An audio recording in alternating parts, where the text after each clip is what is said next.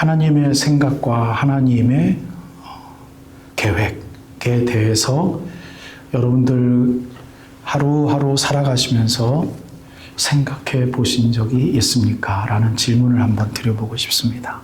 예, 하나님이 나를 불러주시고 나를 생각해 주시는데 오늘 그 숙제가 뭐냐면, 힌트가 뭐냐면요, 우리는 바쁘고 또는 우리들의 이 지각의 능력이 하나님과는 비교가 될 수 없잖아요. 그래서 매일 생각하고 싶어도 우리가 이 생각 멘탈이 그렇게 따라가지 못하기 때문에 사실은 그런 거죠. 근데 하나님은 할 일이 없어서가 아니라 그분의 일이 우리를 매 순간, 매 초 우리를 생각하고 계시다라는 성경 말씀입니다. 여러분, 아멘? 얼마나 감사합니까? 오늘 말씀이 그걸 이야기하는 거예요. 하나님이 나를 살펴보셨으므로 나를 아십니다. 바로 이겁니다. 예, 창조주 하나님께서 우리를 매시 매초 알고 계시다라는 겁니다. 그게 2절, 3절 말씀의 다윗식의 표현이지요. 주께서 내가 앉고 일어섬을 아시고 멀리서도 나의 생각을 밝히 아시오며, 매분 매초 내가 무엇을 하든지 every single seconds 나를 생각하신다. 나를 보고 계신다라는 것입니다. 나의 모든 길과 내가 눕는 것을 살펴보셨으므로 나의 모든 행위를 익히 아시오니, 심지어 4절 말씀, 내 혀의 말을 알지 못하는 것이 하나도 없으시나이다. 혀라는 단어는요, 우리들의 생각을 나타내는 단어라고 그래요. 그러니까 내 혀의 말을 알지 못할 때가 단 한순간도 없으시다는 이야기는 하나님이 우리를 생각하시는 게 어떻게 해요? 우리들의 말이 아니라 우리들의 생각을 다 알고 계시다라는 것입니다. 그래서 앞에 우리 139편에 나오는 말씀은 우리들을 너무나도 잘 아시고 우리들을 생각하시며 보호하시며 우리들이 아파하실 때 함께 애달파하시며 우리들 옆에 계시다라는 말씀입니다. 여기서 그 다음에 진도 나가기 전에 이 시를 쓴 다윗에 대해서 여러분들 함께 한번 생각해 봤으면 좋겠습니다. 여러분, 다윗은 우리들이 잘 아는 대로 어렸을 때부터 혼자 하나님과 대면할 수 있는 경건의 훈련을 할 수밖에 없는 어린 시절을 보냈습니다. 바깥에 나가서 혼자 양치는 거 훈련을 배웠고, 조금 성장하면서 이제는 홀로 바깥에 나가서 양들을 돌보는 그 일을 정말 오랫동안 한 분입니다. 그래서 다윗은 무서운 것이 무엇인지를 알고요, 싸워서 피를 내는 것이 무엇인지 알고요, 도망치다가 넘어져가지고 턱이 깨지는 게 무엇인지 알았던 친구예요. 어렸을 때의 다윗이. 그랬을 때마다 다윗은 도움을 구할 사람이 옆에 아무도 없었어요. 지금처럼 셀룰폰이 있어서 엄마 나 지금 아파요. 그러면 한 걸음에 달려오는 부모를 옆에 둔 것도 아니고요. 지금처럼 자동차가 있어서 아플 때 에멀전시로 어디든지 병원에 갈 수 있었던 그런 시설이 있었던 다윗의 시절도 우리들이 잘 아는 대로 아니었습니다. 아픔은 아픈 대로 며칠 동안 견뎌야 됐고요. 죽을 위험이 있었으면 하나님, 나 이 상태로 나를 죽이시는군요 라고 이생을 포기할 만한 어려운 때가 분명히 다윗에게는 많았으리라 상상이 되어집니다. 그런데 그가 하나님을 얼마나 많이 친근하게 대했으면 그 믿음을 저버리지 아니하고 조금 성장했을 때 나라를 사랑하고 하나님을 확신하는 힘이 있자 이스라엘을 대표해서 전쟁터에 나가서 하나님이 나와 함께 하시면 내가 너를 이길 수 있다라는 믿음으로 감히 왕 앞에서 그 신앙 고백을 하고 그 신앙 고백을 담대히 적장 앞에서 하면서 돌멩이 하나로 적장을 넘어뜨렸던 영어덜트 시절을 보냈던 다윗입니다. 조금 세워주는 것 같더니 하나님께서 그에게 외로운 시절을 주셨지요. 그런데 붙잡을 수 있는 근거를 하나 주셨어요. 그게 뭐냐면 바로 기름 부음을 주셨습니다. 너는 앞으로 왕이 될 것이다. 그런데 이거 웬걸? 곧바로 사울 왕의 뒤를 이어서 왕이 될 줄로 알았는데 사울 왕이 죽이려고 했잖아요. 그래서 도망갔지 않습니까? 그 도망가는 그 퓨지티브의 생활을 얼마나 오래 했습니까? 결국은 헤브론이라는 낯선 곳에 가가지고 몇 년 동안요? 7년 반 동안 외로운 생활을 했습니다.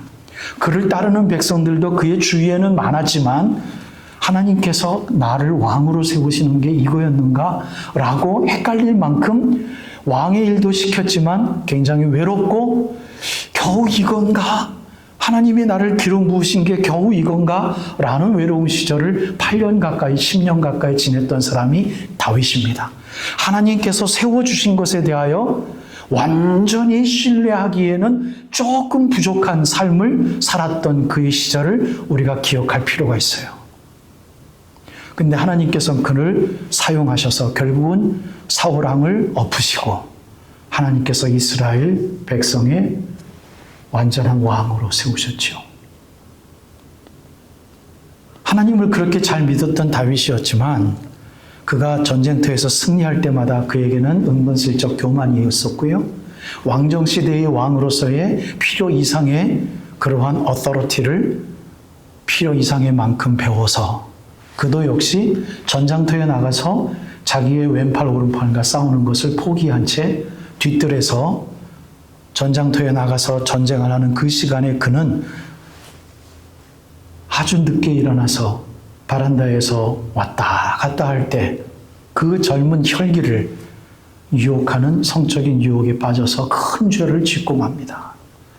결국은 큰 회개를 하면서 하나님 앞에 다가가는 이제는 노장의 훈련을 하고 이제는 내가 이제 죽음을 맞이할 때가 됐구나 라고 마지막 때쯤 돼서 쉰 시가 바로 오늘 시편 139편의 시입니다. 그러니 산전수전 다 겪은 하나님의 섭리와 하나님의 심판과 하나님의 위로하심과 하나님의 세워주시고 하나님의 위로해 주심을 모든 순간의 그 믹스처 하나님의 섭리 순간순간을 다 경험한 자가 시편 139편에 이렇게 이야기를 하는 거예요. 여호와 하나님께서 나를 살펴보셨으므로 나를 아시나이다. 여러분, 첫 번째 여러분들에게 숙제 드린 게 뭐라고요? 하나님이 나를 생각하고 계시는구나. 하나님은 졸지도 아니하시며 주무시지도 아니하시며 나를 보고 계시는구나. 심지어 나는 한 번 생각하고 한 번 버리는 생각조차도 하나님은 다 담고 계시며 나의 생각을 다 읽고 계시는구나. 여러분, 이 시를 지은 다윗이 얼마만큼 하나님의 섭리를 무서워하고 얼마만큼 확신하고 얼마만큼 기도할 때마다 하나님께서 기도의 응답으로 하나님이 가까이 계심을 보여주셨으면 하나님이 무서워서라도 이 시를 우리들에게 남겼을까요? 인류의 human beings라는 존재를 그대로 놔두게 하셔서 영원한 생명을 소망하게 하시는 그 질서를 우리들에게 믿음으로 주셔서 훈련하게 하시며 그 하나님의 존재와 임재를 고백하게 하시는 예배제로 삼아주시는 것 얼마나 감사합니까? 다윗이 그것을 알아서 여호와여 주께서 나를 살펴보셨으므로 나를 아시나이다. 이 한마디에 하나님, 내가 그때 하나님을 배반했던 것, 내가 그때 유욕을 참지 못했던 것, 성욕을 참지 못했던 것, 내가 그때 권력욕을 참지 못해 하나님 앞에 늘어났던 것, 하나님 아버지 그 모든 것을 다 살펴보셨으므로 나를 아시나이다. 바로 이겁니다. 바로 이 하나님과의 친근한 관계가 이 노종 다윗에게 있었기 때문에 감사라는 말이 14절에 나오는 거예요. 내가 주께 감사하오면 나를 지으심이 심히 기묘하시고 심히 놀라우심이다. 주께서 하시는 일이 기이함을 내 영혼이 잘 아나이다. 시편 139편 14절 말씀이에요. 하나님 앞에 쓴물 단물 다 겪은 종이 내가 주께 감사하오면 나를 지으심이 기묘하심입니다 라는 것 하나입니다. 내가 주께 감사하면 여러 가지 제목이 있는 게 아니에요. 다윗의 감사의 제목은 하나였어요. 나를 지으심이 기묘함이니이다. 사랑하는 여러분, 이 감사가 있을 때 이 고백이 나오는 거죠. 18절의 말씀. 내가 서려고 할지라도 그 수가 모래보다 많도소이다. 뭐가요?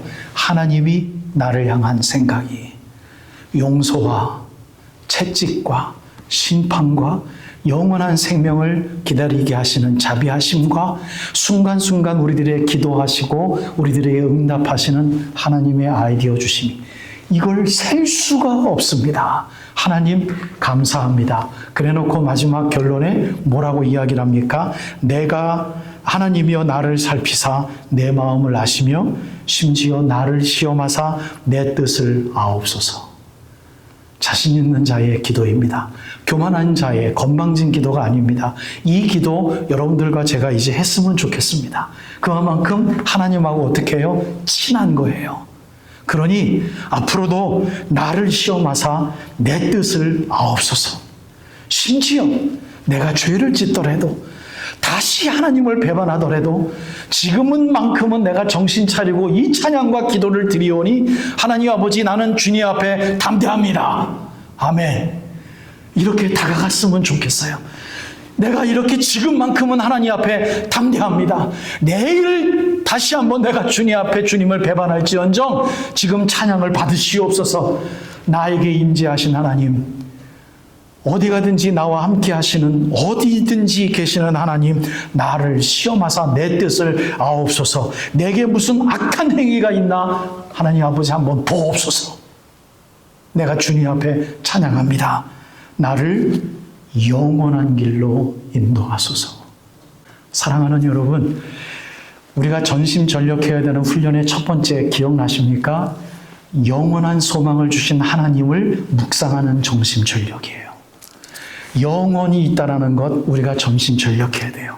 그랬을 때 우리는 자신만만해서 하나님 앞에 이 기도할 수 있는 거죠.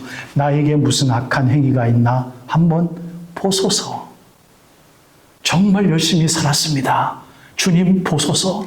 오늘 하루도 주님 앞에서 열심히 살았나이다.